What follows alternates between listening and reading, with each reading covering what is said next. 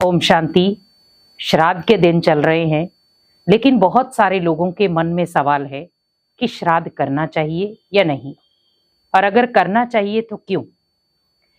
क्योंकि अगर हम देखें कि श्राद्ध क्यों करना चाहिए, श्राद्ध इसलिए किया जाता है ताकि हम बड़ों को एक रिस्पेक्ट, एक रिगार्ड दे सके। दूसरा, अगर कारण या कारण हमने उनको अब कभी दुख दिया है तो उसका रिटर्न दे सके।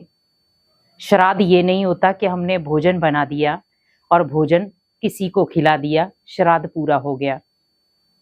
लेकिन श्राद्ध का मतलब है कि हमें पूरी श्रद्धा, पूरी लगन के साथ उस आत्मा को तृप्त करना है। क्योंकि जितना आप श्राद्ध के समय श्रद्धा भाव रखते हैं, उतना ही वो श्राद्ध फलीभूत होता है।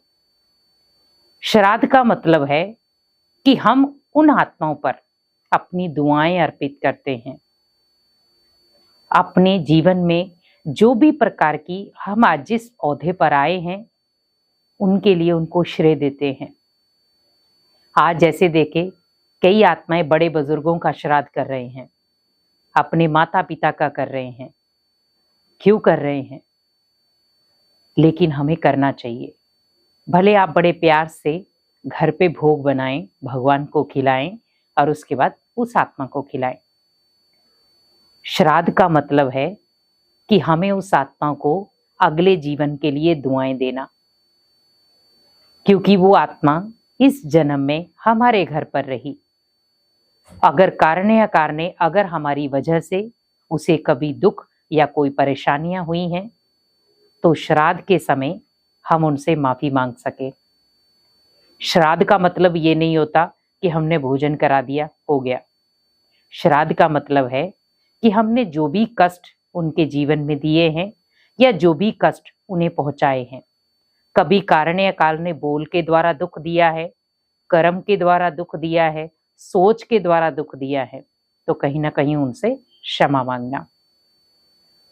आज हमने ओनली एक प्रथा बनाई कि श्राद्ध है तो हमें भोजन बनाना है। लेकिन याद रखें कि श्राद्ध आप तभी उन्हें अर्पित कर सकते हैं जब आपके मन में एक श्रद्धा भाव होगा। हमें श्राद्ध के समय ओनली एक फॉर्मेलिटी नहीं निभानी है कि आज श्राद्ध है, हमें भोजन बनाना है, बस किसी को खिलाना है। वो कभी भी वो आत्मा अपनी तरफ आकर्षित नहीं करेगी या अपनी तरफ उस चीज को लेगी ही नहीं, उस आत्मा तक वो चीज पहुंचेगी भी नहीं। श्राद्ध का मतलब है हमें उस आत्मा से ब्लेसिंग्स लेनी है और उस आत्मा से हमें अगले जीवन के लिए सुख शांति की कामना करनी है। अब यहाँ पर हमें उस आत्मा को, यहाँ पर जो भी मैंने उसे कष्ट दिए हैं, दुख दिए हैं, परेशानियां दी, उसे क्षमा मांगनी है, ताकि वो अगले जन्म में मेरे दुख कष्ट को याद ना करे। क्योंकि कई बार आत्मा अगले जन्म में जब जन्म लेती है शरीर में, तो उस समय वो बार बार पूर्व जन्मों में अगर उसे कोई कष्ट हुआ है तो कहीं ना कहीं उसे याद करके वो रोती है। जिसका आपने परिणाम देखा होगा, छोटे बच्चे हैं, अचानक कई बार आप उन्हें हंसाते रहते हैं, हंसते हंसते एकदम से वो रोना शुरू हो जाते हैं और हम कहते अभी अभी तो हंस रहा था, अभी रो क्यों रहा है। कई बार बच्चा सोया सोया ही रोना शुरू हो जाता है, तो हमें तो भी पता नहीं चलता। कई बार हम कंफ्यूज हो जाते हैं कि ये सोया सोया ही क्यों रो रहा है, क्योंकि उसे जो पूर्व जन्मों में दुख मिले हैं, पिछले जन्म के जो दुख थे, वो कहीं ना कहीं वो याद कर रहा है। तो हमें श्राद्ध में ऐसी विधियां अपनानी है जिससे वो आत्मा बड़े प्यार से उन दुखों को भूल जाए। बड़ी श्रद्धा के साथ आप उनका श्राद्ध करें, और श्राद्ध में जब भी आप उनके लिए भोजन बनाएं या कोई भी आप दान पुण्य भी करते हैं, लेकिन साथ में हमने जो भी उनके साथ गलत किया है या कभी कारण या कारण बोल के द्वारा दुख दिया है, अपने संकल्पों के द्वारा दुख दिया है, अपने व्यवहार के द्वारा दुख दिया है, अपने संस्कारों के द्वारा दुख दिया है, तो हमें उन आत्माओं से माफी मांगनी है, क्योंकि वो हमारे पूर्वज हैं। जितना आप उनसे माफी मांगेंगे, वो आत्माएं वहां से निर्बंधन होती जाएंगी, क्योंकि कहीं ना कहीं वो दुख के बंधन में रहती है। आपके दिए हुए दुख कहीं ना कहीं उसे याद आते हैं कि मुझे चोट पहुंचाई है। तभी हम कई बार कह देते हैं, पता नहीं मैंने किस किस जन्म में इस आत्मा को दुख दिया है, जो बदला ले रहा है, ये मेरे से बदला ले रहा है। घर में कोई ऐसा सदस्य आ भी जाता है जो कई बार आपकी बात नहीं सुनता है, बहुत गलत करैक्टर पे जा रहा है, बहुत गलत संस्कार है, लेकिन आपके घर में किसी के भी नहीं, तो हमारे मुख से शब्द क्या निकलता है, पता नहीं इसके साथ मेरे पिछले जन्म की क्या हिसाब किताब है, क्या कर्मों का लेन देन लेने आया ये, हम बोलते हैं। लेकिन अगर कोई प्रैक्टिकली हमें समझाता है तो हम कहते हैं ऐसी चीजें तो होती नहीं है, तो हम बिलीव नहीं करते हैं। हमें ओनली बोलने तक सीमित नहीं रहना है, विश्वास करना है।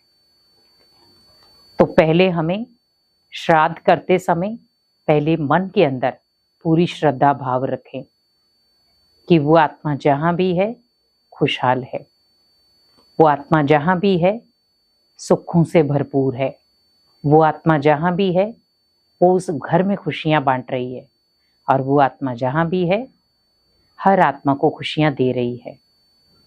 और यहाँ पर आपने जो उसे दुख दर्द दिया है, यहाँ से बड़े प्यार से आप मेडिटेशन में बैठकर थोड़ी देर के लिए, भले 5-10 मिनट के लिए बैठकर आप बड़े प्यार से उसे क्षमा याचना करें कि आप हमें क्षमा करें।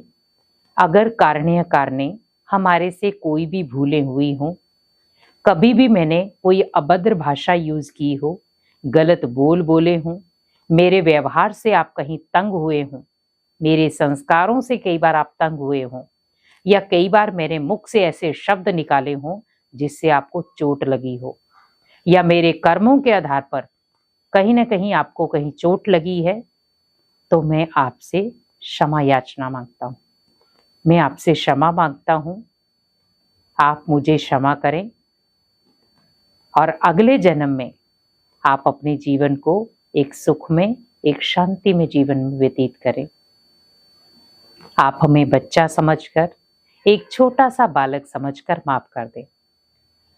तो जब आप उनसे श्राद्ध के समय माफी मांग लेंगे तो आपके मन के अंदर जो बोझ है वो कहीं ना कहीं उतर जाएगा। श्राद्ध करना इसीलिए जरूरी होता है कि अगर कारणे अकारणे हमने किसी भी आत्मा को दुख दिया है और वो चोटिल हुई है हमारी वजह से, भले बीमारी की वजह से ही उसने शरीर छोड़ा है, लेकिन फिर भी कहीं ना कहीं हम उल्टे सुल्टे तो बड़े बुजुर्गों को बोल ही देते हैं, दुखदाई बोल देते हैं, और फिर मन में रह जाता है कि हमने तो उनसे क्षमा भी नहीं मांगी और वो चले गए। तो जब आप श्राद्ध करते हैं तो उस समय आप भोजन के साथ उनसे क्षमा मांगे कि आप हमारे बड़े बुजुर्ग हैं। भगवान के बाद माता पिता ही हमारे सेकंड भगवान हैं, जो एक बच्चे को जन्म देते हैं। माता पिता एक जब बच्चे को जन्म देते हैं तो बहुत सारी कामनाएं अंदर रहती हैं, लेकिन बच्चा जब उस कामनाओं में खरा नहीं उतरता तो माता पिता टूट जाते हैं। इसीलिए कोशिश करें, आप भले श्राद्ध करते हैं, लेकिन श्राद्ध तो आप कर रहे हैं जो आत्माएं चली गई हैं उनके लिए, तो आप उस समय सूक्ष्म भाव में उनसे आप क्षमा मांग रहे हैं। पर जो आत्माएं आपके घर में प्रेजेंट हैं, कोशिश करें आप उनसे ब्लेसिंग्स लें। दूसरा, कभी भी उनके साथ कोई ऐसी भाषा का प्रयोग ना करें जिससे आपके माता पिता भी रूठ जाए और भगवान भी आपसे रूठ जाए, क्योंकि जिन आत्माओं ने बड़ों की कदर नहीं की, भगवान भी उनकी कभी कदर नहीं करता है। इसीलिए हमेशा याद रखें, श्राद्ध करते समय हमें मन के अंदर श्रद्धा भाव रखना है। और दूसरा, अगर आपने कोई दुख कष्ट दिया है तो श्राद्ध के समय आप उनसे माफी मांग लें, तो आपका श्राद्ध विधि पूर्वक संपन्न होगा। ओम शांति।